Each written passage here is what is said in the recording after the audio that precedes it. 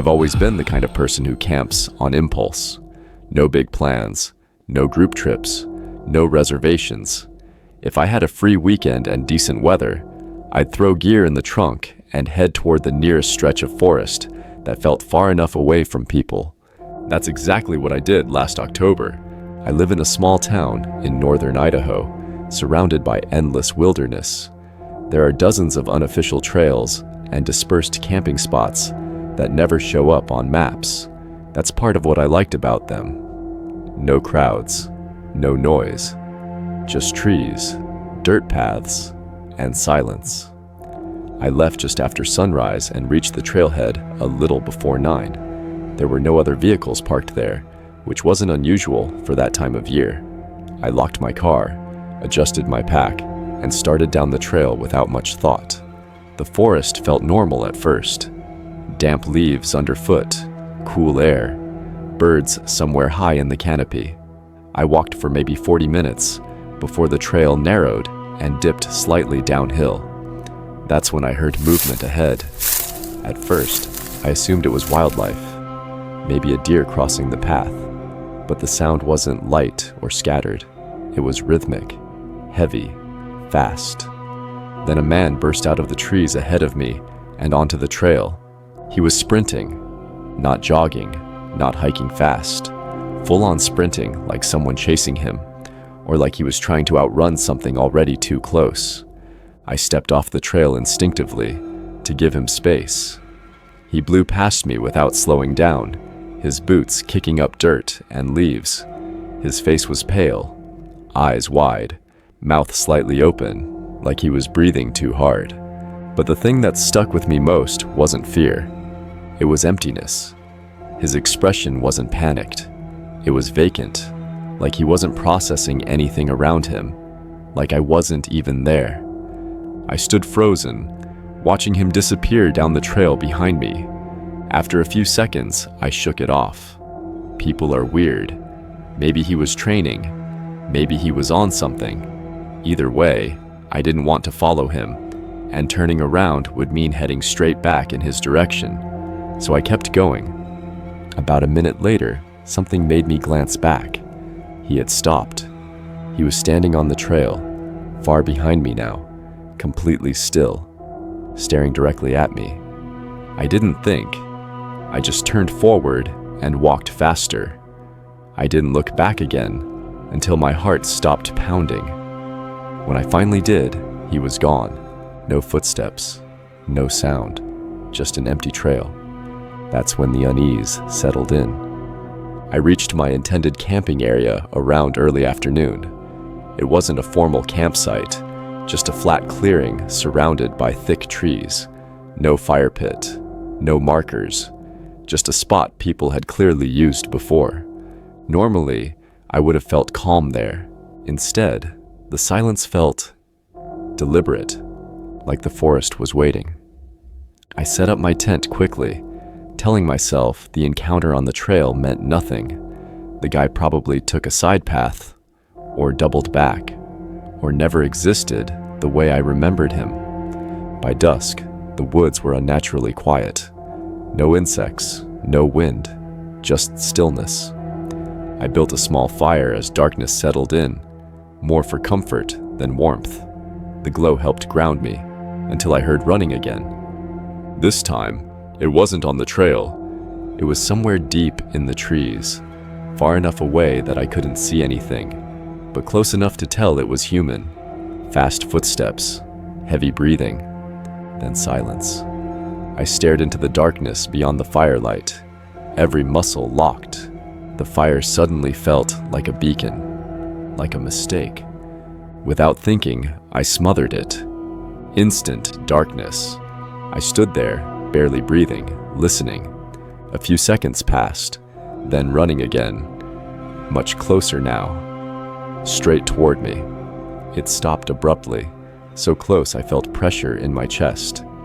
As my eyes adjusted, I saw a shape partially hidden behind a tree at the edge of the clearing, just standing there, watching. I couldn't tell if it was the same man from the trail.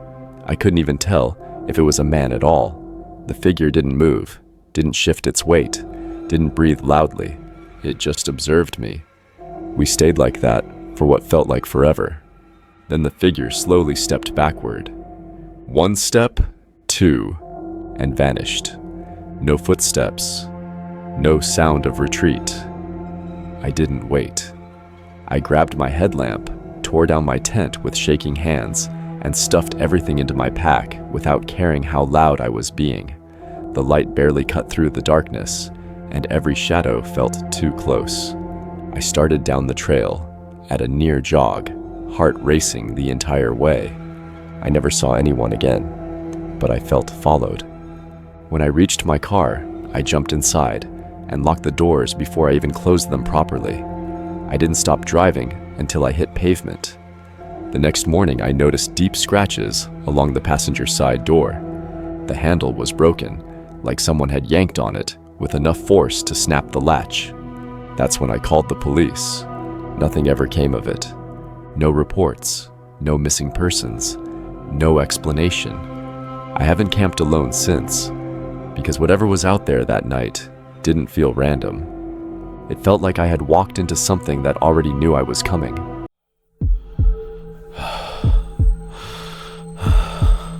I went on that backpacking trip in early spring, just before the trails officially got busy again. I'd been feeling burned out from work and needed time completely away from people. No cell service, no emails, no distractions, just miles of forest and my own thoughts. The trail I chose ran through a massive state wilderness area in the northern part of the region. It wasn't a loop, but it had several designated overnight sites spaced far apart, and reservations were required. Rangers didn't patrol it often due to how long and remote it was, so most of the rules were based on trust and self-reporting. I booked 2 campsites about 14 miles apart and planned to hike in, stay 2 nights, and hike back out a different access point. According to the map, the nearest campsite to either of mine was just over a mile away, far enough that I wouldn't see or hear anyone else unless they wanted to be seen. That first day went smoothly. The trailhead parking lot was empty when I arrived just after sunrise. No other cars, no footprints on the dirt path leading into the woods. I remember feeling relieved by that. Solitude was exactly what I wanted. The forest was quiet in a way that felt intentional, like it was holding its breath. No wind, no birds, just the soft sound of my boots and the occasional creak of trees shifting under their own weight. I reached my first campsite by early afternoon. It was nothing more than a cleared patch of dirt surrounded by trees, marked by a small wooden post with a number carved into it. I set up my tent, filtered water, and spent the rest of the day reading and resting. That night, I slept deeply until something woke me. It must have been around 2 in the morning when I came to. I didn't open my eyes at first. I just lay there, listening. There was a sound on the trail. Footsteps, not animal footsteps, not wind. Human, slow and deliberate. Whoever it was wasn't stumbling or wandering. They were walking with purpose. I stayed still, barely breathing. The footsteps passed my campsite without stopping and continued down the trail. After a minute, the sound faded completely. I remember thinking it was strange, but convincing myself it was probably another backpacker arriving late. I fell back asleep not long after. The next morning, I packed up early and continued deeper into the wilderness. The trail climbed steadily, winding through denser forest and steeper terrain. I didn't see another person all day. No voices, no movement, no signs of fresh footprints. By the time I reached my second campsite, the sun was already low. I set up quickly and started a small fire as darkness settled in. That was when I noticed how isolated I truly was. The forest around me felt heavier than the night before. The silence wasn't peaceful anymore. It felt observant, like something was paying attention. I ate dinner and sat by the fire longer than usual. unable to relax enough to sleep. Around 9 or 10, I heard something that made my chest tighten instantly. Footsteps. This time, they were coming toward my campsite. I stood up slowly and turned toward the trail. Between the trees, I saw a faint white glow, someone's headlamp bobbing as it moved closer. The light stopped abruptly, right at the edge of the trail. Then it turned, directly toward my campfire. I froze. For several seconds, the light didn't move. It just stayed there, aimed at me.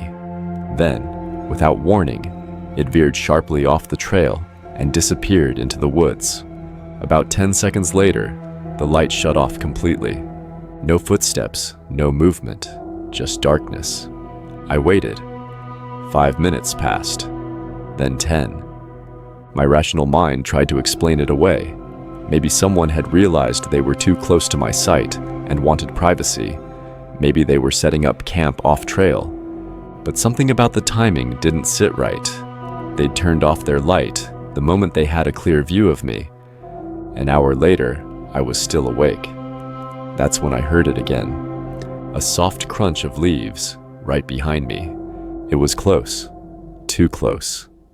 I jumped up and spun around, heart pounding. The forest behind my campsite was pitch black. Whoever had made the sound stopped moving instantly. I grabbed my flashlight and snapped it on. The beam landed on a man standing less than 30 feet away. He wasn't wearing hiking gear. No backpack. No headlamp. No proper boots. Just dark clothing that blended into the woods. He didn't react to the light at all. Didn't flinch. Didn't raise his hands. Didn't step back. He just stood there staring at me. I demanded to know what he was doing. My voice shook despite my effort to sound firm. That's when his expression changed. He smiled, and then he said my name. Not a guess, not a question. My actual name. My stomach dropped. I asked him how he knew who I was. He tilted his head slightly, like I'd asked something confusing. He took a step closer. I backed away, grabbing my pack. His smile faded immediately. "What are you doing?" he asked, his voice flat and irritated. I didn't answer. I turned toward the trail. He said my name again, louder this time. I ran. I didn't use my flashlight. I just trusted the moonlight and the faint outline of the trail. I could hear him behind me at first, footsteps matching my pace for several seconds. Then they stopped. I didn't slow down. I walked through the night, covering miles without stopping. At dawn, I used my emergency satellite device to contact park authorities and waited until a ranger reached me. They searched the area for days. No sign of the man. No footprints, no gear, no reservations. The ranger told me something that still makes my skin crawl. To follow me as closely as he had, without equipment, without light, without being seen, he would have had to know that forest extremely well. Or he'd been watching me long before I ever stepped onto that trail.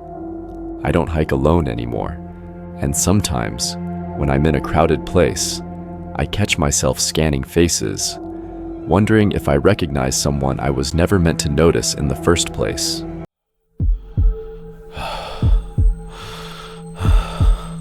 I took the trip during a stretch of my life where everything felt paused. I had just left a job I hated, my lease was ending, and for the first time in years, I didn't have anywhere I needed to be. So instead of rushing into something new, I rented a small camper van and decided to disappear for a while. Not permanently, just long enough to breathe. I wasn't reckless about it. I planned a loose route through northern public lands, places where camping was legal, remote, but not completely inaccessible. I liked the idea of being alone without being helpless. The van gave me that illusion of control. Walls, locks, an engine. A way out. The first few nights were uneventful. I slept at rest areas, truck stops, and once at a paid campground just to get used to the setup. It wasn't until the fourth night that I tried true dispersed camping. I had been following a dirt road that barely showed up on my GPS. No signal, no houses, just endless trees and long stretches of nothing. According to the offline map I downloaded earlier, there were several campsites scattered along the road, used by other travelers, marked by small turnoffs. Except when I reached them, they didn't exist. One after another, the pins led to nothing. No clearing, no tire tracks, no sign that anyone had ever camped there. I kept driving, telling myself the app was probably outdated. Still, the sun was sinking fast, and the deeper I went, the worse the road became. That's when I noticed a narrow track branching off to the left. It wasn't marked, no sign, just a faint break in the trees, barely wide enough for the van. I almost missed it entirely, but by then, I was frustrated, tired, and running out of daylight. I turned in. The trail went on longer than I expected. 5 minutes, maybe more. My headlights caught branches and uneven ground, the van rocking side to side. Then it ended abruptly in a small clearing, just enough space to park. That was it.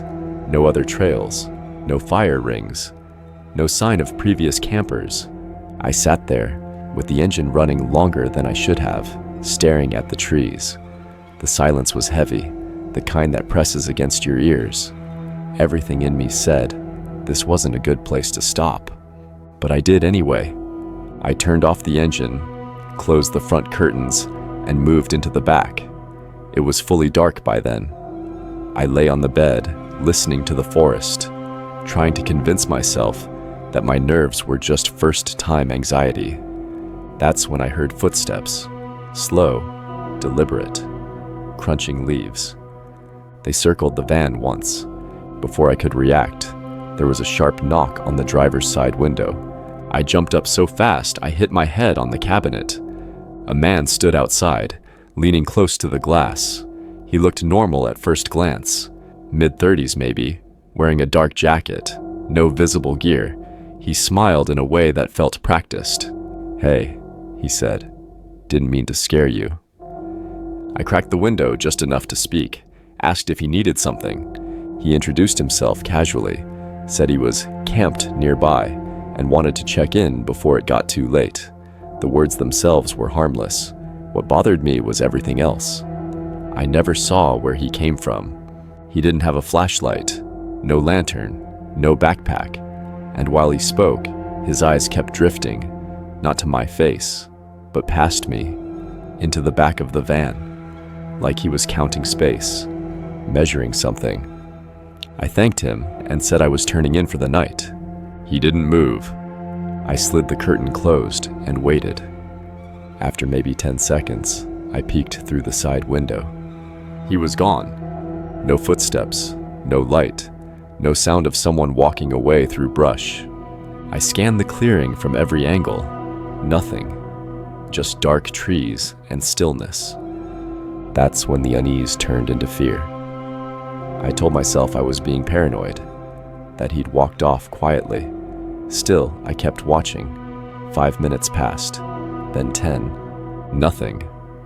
Eventually, I decided I needed answers, or I needed to leave. Sitting there, imagining him standing just beyond the headlights, was worse than knowing. I opened the door and stepped outside. The air was colder than I expected, dead quiet. Even the road I'd driven in on was hard to see now. I walked around the van slowly, scanning the tree line. That deep, instinctive feeling returned, the one you get when you're being watched. Then I heard movement behind me, not footsteps, something lower, closer. I crouched instinctively and looked under the van. 2 eyes stared back at me. They blinked once. I didn't even think. I ran back inside, slammed the door, and locked it. The van shook as something slammed into the side. The same man's voice rose, no longer calm, no longer friendly. He started hitting the door, the windows, hard. His face appeared at the glass again, twisted now, frantic. There was no pretending anymore. Whatever restraint he'd been using was gone. I turned the key. The engine hesitated, just long enough to nearly break me, then roared to life. As I pulled forward, he grabbed the side mirror, slamming his weight against the door. I swerved, the van lurching over rocks and ruts. He lost his grip, fell, and disappeared into the darkness. I didn't stop. The drive out was pure panic. I clipped branches, bottomed out twice, and nearly lost control more than once. But I kept going until the road widened and my tires finally hit solid ground. I drove straight through the night to the nearest town. I didn't sleep. I didn't eat. I sat in a gas station parking lot until sunrise, hands shaking on the steering wheel. I reported everything later. The police went out to the area. They found no campsites, no sign of another vehicle, no footprints, just tire tracks where I'd fled. They told me something I still think about. That clearing I parked in? It wasn't on any map, and no one else had ever reported camping there. I turned the van in early and went home. I don't camp alone anymore, and sometimes, when I'm driving at night, I think about how easily frustration almost cost me everything. Because if I hadn't gone looking for answers, I don't think I would have been allowed to leave.